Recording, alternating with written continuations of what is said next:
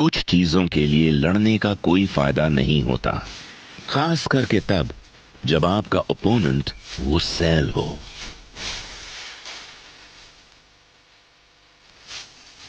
आज इस पाइथन ने एक बड़ा सबक सीख लिया है। एक टर्की डैड से उसके घोंसले पर कभी नहीं भिड़ना चाहिए।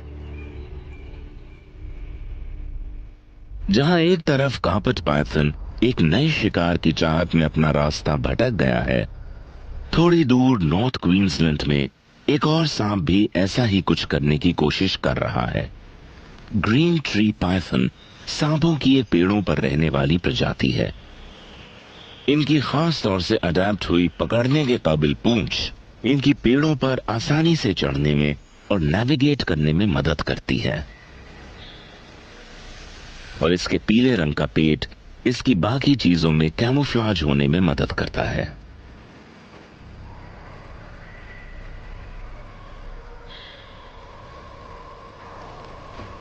जबकि ये पाइथन सिर्फ 1.5 मीटर तक ही लंबे होते हैं, फिर भी जंगल के सबसे घातक शिकारी माने जाते हैं। इसकी पतली लंबी पूंछ चारे का भी काम करती है। अगर कोई शिकार नजदीक हुआ तो ये उसे हिलाकर उसका ध्यान आकर्षित करने की कोशिश करते हैं। एक घात लगाने वाला शिकारी वैसे तो इनके शिकार करने का कोई वक्त नहीं होता, पर रात का समय शिकार के लिए सबसे बढ़िया समय होता है, जहां पर अंधेरा इनका काम आसान कर देता है।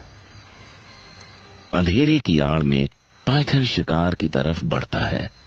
इसके हीट सेंसिंग पिट्स, जो कि इसकी जीभ के ऊपरी हिस्से में होते हैं, इसकी शिकार को ढूंढने में मदद करते हैं। गर्मी का पीछा करते हुए पाइथन कबूतर की तरफ बढ़ता है।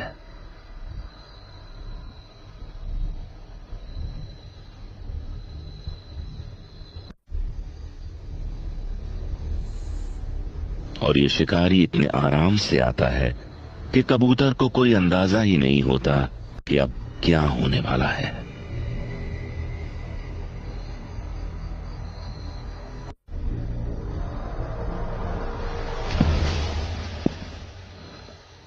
ये अपने लंबे घुमावदार दांत से उसे पकड़ लेता है और धीरे धीरे उसे जकड़ने लगता है।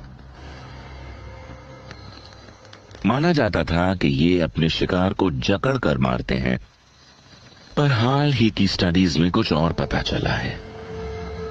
इनके जकड़ने से शिकार के शरीर में खून का प्रवाह रुक जाता है और नसें फूल जाने से हार्ट अटैक आ जाता है।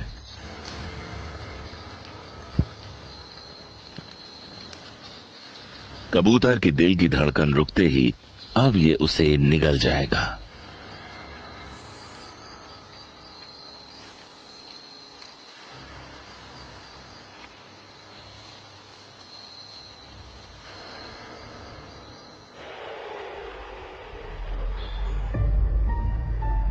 मुश्किल परिस्थितियों में अडैप्ट करना ही ऑस्ट्रेलिया में वाइल्ड लाइफ के सरवाइव करने का एकमात्र तरीका है। और माउंट एटना नेशनल पार्क में कुछ सांपों ने जिंदा रहने के लिए इस हुनर को बखूबी सीख लिया है।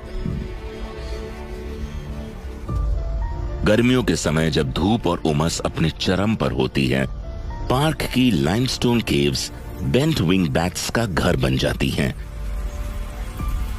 और पूरे देश के करीब 80% पॉपुलेशन यहां ब्रीडिंग करने आते हैं। इन गुफाओं में हर मादा एक बच्चे को जन्म देती है और फिर पूरी गर्मियां उन्हें दूध पिलाती है जब तक कि वो उड़ने के लायक नहीं हो जाएं। पर इन तापमान अनुकूलित नर्सिंग स्वीट में इन बैट्स को एक कीमत चुकानी पड़ती है। यहां उनके साथ रहते हैं कई निर्दयी शिकारी। स्पॉटेड पाइथन यहां दीवारों पर चिपके रहते हैं, और जैसे ही फीमेल बैट्स खाना ढूंढने के लिए बाहर जाती हैं, शिकार की गर्मी से अंदाजा लगाकर ये अपना सही वक्त पर हमला करके शिकार को दबोच लेते हैं, और ये अपने शिकार को जकड़कर मार देते हैं।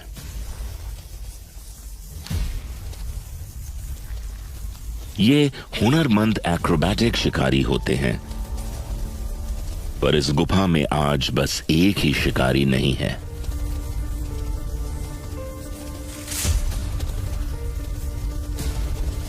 नाइट टाइगर के नाम से जाने वाले ब्राउन ट्री स्नेक ज्यादातर सोते हुए शिकार पर ही हमला करते हैं, पर आज ये इस उड़ने वाली दावत का लुत्फ उठाने के मूड में है।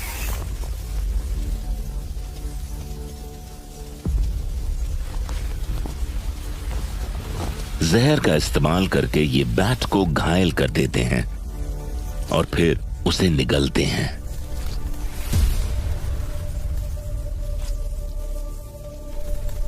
पर आज सिर्फ एडल्ट बैट्स की ही जान को खतरा नहीं है।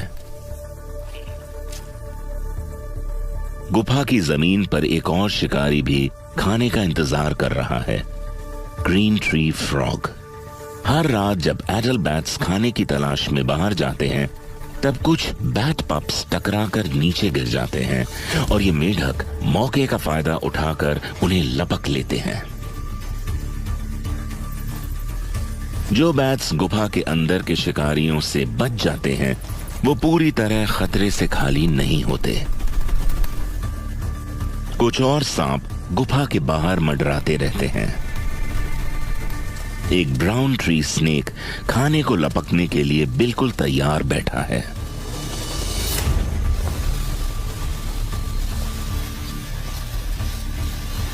गुफाओं में होने वाली इस सालाना दावत को देखते हुए ये सांप केव हंटर्स में तब्दील हो चुके हैं।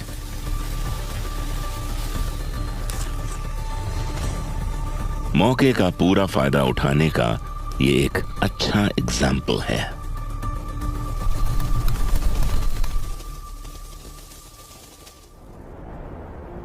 इस विशाल कॉन्टिनेंट के हर एक कोने में सांपों ने जीने के तरीके खोज निकाले हैं।